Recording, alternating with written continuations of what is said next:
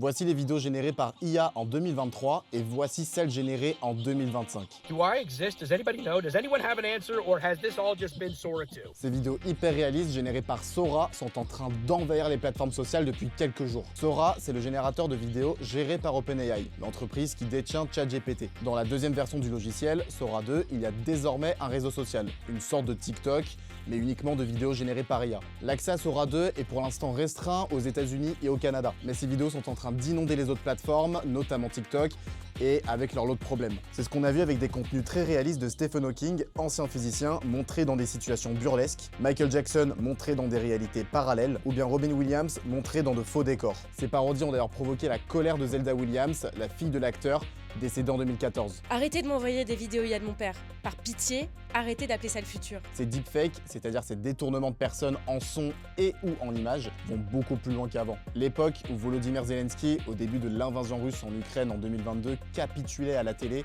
est révolue. Maintenant, l'attitude, la gestuelle, les vêtements, tous sont copiés. Exemple avec les vidéos du youtubeur et boxeur Jake Paul, dans lesquelles il est en train de se maquiller ou de danser en tutu. Kind of pissing me off. I'm going to be suing everybody that is continuing to spread these false narratives. Très vite aussi, ces vidéos générées par Sora ont alerté l'industrie du divertissement. On peut voir des détournements d'animés célèbres, de personnages de films ou de jeux vidéo.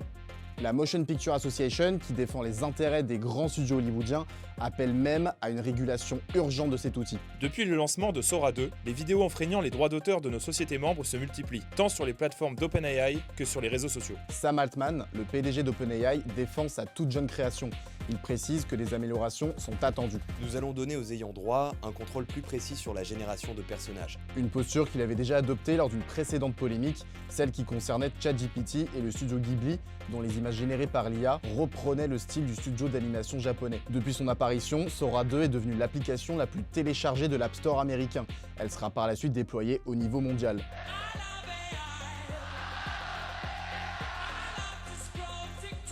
D'un point de vue environnemental, le Cheat Project a rappelé dans un rapport récent que l'intelligence artificielle pourrait faire tripler la consommation électrique des centres de données d'ici à 2030.